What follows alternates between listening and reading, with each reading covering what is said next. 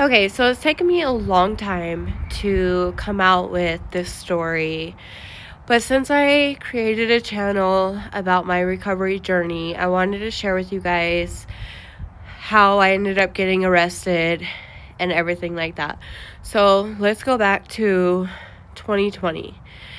Okay, me and the guy I was with, we ended up being homeless. I was working at Denny's, and we were living in a hotel across the street from Denny's, so I could just walk to work. We were in active addiction at the time, so our situation was already so crappy. We couldn't afford the hotel. I was working every night. We were still trying to support our habit, so we decided to go get clean. So we went to the clinic where you could get on methadone or Suboxone, which help opiate addicts, get sober, clean and sober. So we went there for help, and we got on it. I didn't know I was pregnant. I was newly pregnant, and I had no idea. So I got on methadone and everything like that. And I was working really hard, so we were clean. I was working, he was working, and I applied for an apartment. We saved up every penny we had, and we got an apartment. Now, this was during COVID. So, all my charges are retail theft. So, okay, I need new things for my new home. It's COVID, no Walmart workers at the door. I could go steal. So, I go steal, which wasn't the smartest thing, obviously. So I go steal some things, and I end up getting caught. Okay, and I'm as pregnant as could be by this point. I get arrested May of 2020. I was due in August of 2020. So I get arrested in May, see the judge.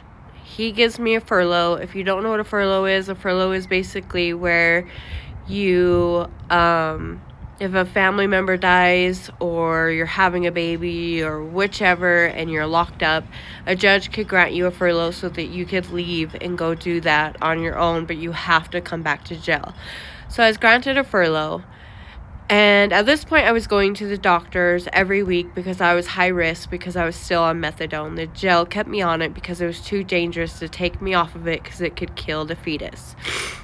So I was still on it. So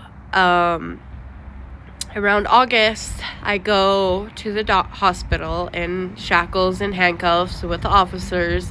They do the test because I was going every week at this point, and he didn't move for that 30-minute test, so they're like, we got to get him out today. I was like 32 weeks at that point. So I was like, okay. So the officers called the jail, got it arranged. They knew I had a furlough, all of that. Called my boyfriend. He came up, we had the baby. It was perfect. Well, I had to return to jail. So I was given like 2 days to spend in the hospital, and then the jail came and picked me up, and I had to leave my brand new baby and my man at the time and go back to jail. And let me tell you how hard that was. Yes, they gave me a breast pump and pads and everything that I needed, but after having a baby and going right to jail after was worse. I got lucky because the judge pushed out my sentencing 1 week. So if he hadn't and I got sentenced, I would have had my baby in prison. But I got lucky and I was able to have him by myself without shackles and chains. So then I go to court a week after I have the baby, and the judge sends me to prison. I've never been to prison. This is my first time, and trust me, I begged and pleaded with him. But all of my past history are retail thefts, and he was like, he wasn't having it, and he sent me to prison. So I'm going to prison 1 week after I have a baby, not knowing, never been to prison, so scared. Prison was like an hour and a half away from like where I grew up, so not too far, but I was homesick, and I was so depressed, you guys, and then it was during COVID. So when we got there, we had to basically do 23-in-1 lockdown, where you are locked down 23 hours and out 1 hour. I've never done time like that. I've been in and out of jail for 15 years, but I've never done hard time like that. Like, I'm not a bad inmate. I don't cause problems.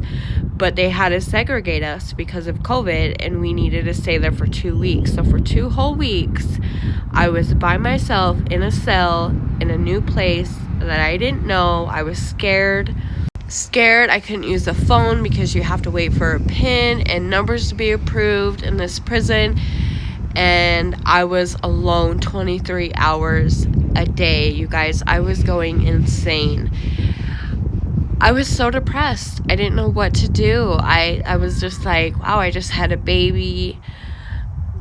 You know, I can't even talk to my man to see how my baby's doing because I'm waiting for the numbers to be approved. Like, the whole situation was just so awful and terrible. But once I got out of segregation and was into general population, things got a lot easier. I was around a lot more people. I wasn't alone. I think that's what was the hardest part for me, was having a baby and then being sent to prison 1 week after having that baby, and then spending 2 weeks alone in a cell, locked down 23 hours a day, coming out for 1 hour, not being able to call my family or my man at the time, just having to shower and just talk to other girls that were there, luckily. So it was the worst first time in prison. And once I got to general pop, like I said, the girls were wonderful. Like, it was much easier time. I was looking at 18 months, but because of COVID, they knocked 6 months off my sentence. So I did a year, my first time in prison. But yeah, I gained a lot of weight because I was super depressed, postpartum depression, you know, just all of that mixed together. And when you first get there and you're in segregation, all you could order is shampoo and conditioner. So my mom had no way to, I've never been to prison. She had no way to know how to put money on. So luckily the girls helped me out. Like, girls in prison are way nicer and help each other out versus county jail. I don't know why that is, but it is. So luckily I had, you know, girls there, and I did leave the county jail with one girl who had been to prison already, who told me, like, listen, it's going to be way better, I promise. And she stuck by me, and she was luckily in the cell right next to me during my whole 23-in-1 lockdown, you know, to pass the COVID test, because you had to pass 2 COVID tests. You had to have 2 negatives. That's why it took 2 weeks. So